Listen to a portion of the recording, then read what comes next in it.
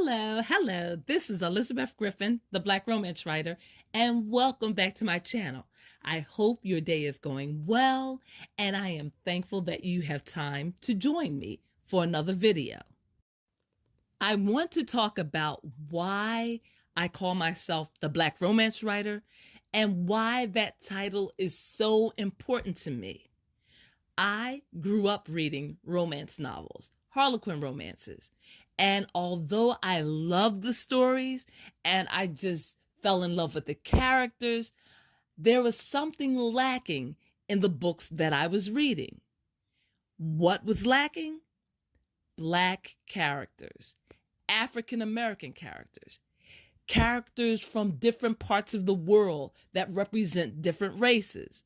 That is what was missing in the books that I read. So even though there was a deep joy in discovering love through the characters and in falling in love time and time again, I was also sad because I didn't see myself represented in these stories.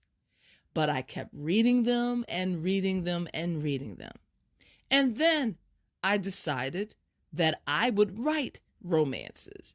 And of course, when I started writing my romances, there were no Black characters in these stories. There were white people falling in love, living their lives, getting their happily ever afters.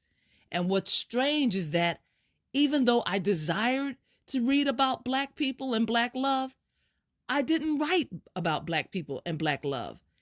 I was brainwashed into believing that I needed to tell those stories, those foreign stories, those stories that I have read but never lived. And then I went to a transition in my reading.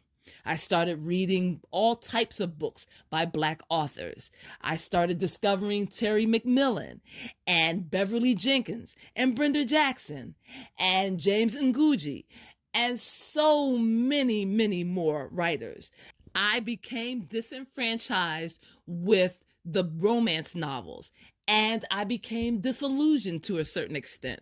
And so I was reading Richard Wright and Ralph Ellison and Chinua Achebe, all of these Black writers, all of these wonderful writers. Terry McMillan, as I said, left a huge impact on me when I read Disappearing Acts. I remember the first time I heard that she existed. I was working on second shift at a hospital in a lab, and I was listening to public radio, and they were talking about a Black romance writer, and I was shocked. Did such a writer exist?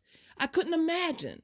So I listened and I enjoyed the interview, and I learned about Terry McMillan and her journey, and that forever left an imprint on me. I also started reading short stories by J. California Cooper. Have you heard of her? Have you read her stories? If you haven't, you are missing out on a fabulous writer, and you should definitely run out right now and check her out. Also, I began reading Black anthologies like Black Voices. I also started looking at excerpts from different books like an autobiography of an ex-colored man or Malcolm X. Being a young Black woman in America, I started thinking a lot about race, and I started reading books about race.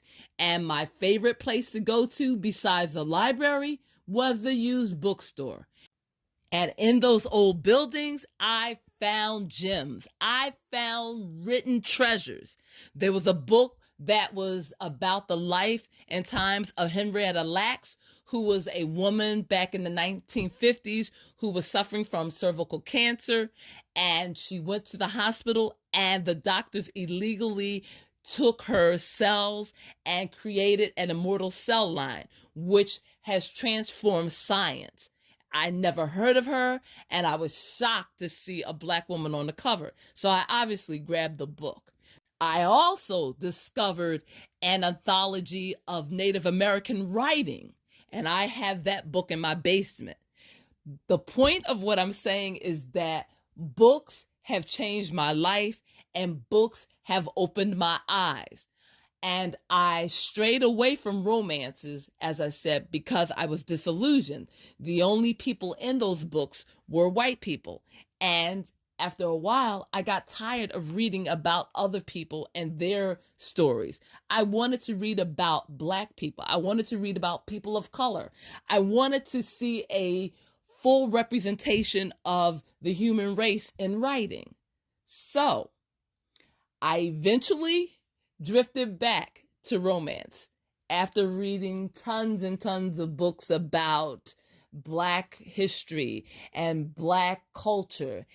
I have heard of other Black romance readers who, after a while, became disillusioned with the type of reading that was available to them.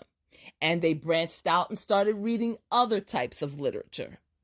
So my experience is not unique. However, I am happy and pleased to say that BET, Black Entertainment Television, decided to create a line of books for Black people and people of color.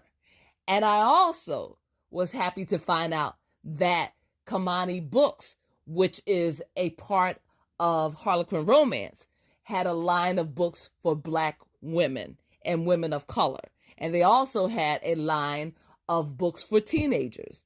Unfortunately, these two lines, Kamani True and Kamani Romance, no longer exist, but they served a purpose and they allowed a lot of Black readers to see themselves in fiction and to get their happily ever after.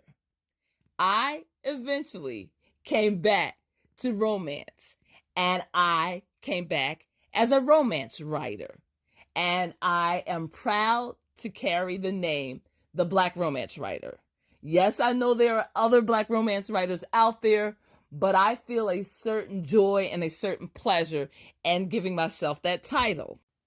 The reason that title is important to me is because I want everyone to know that I am writing books about Black people, about Black love, about Black experiences. Yes, my books will be multicultural, and you'll see other people and other ethnic backgrounds in my stories. But it is so important for Black boys and girls to see themselves in fiction, to see themselves in literature, and to see themselves in all the genres, whether it is paranormal, whether it is inspirational romances, teen, young adult, sci-fi, it doesn't matter. Representation is definitely important. And that is also why I created this channel, this YouTube channel, because I wanted to share my experiences, share my knowledge of writing with the YouTube community.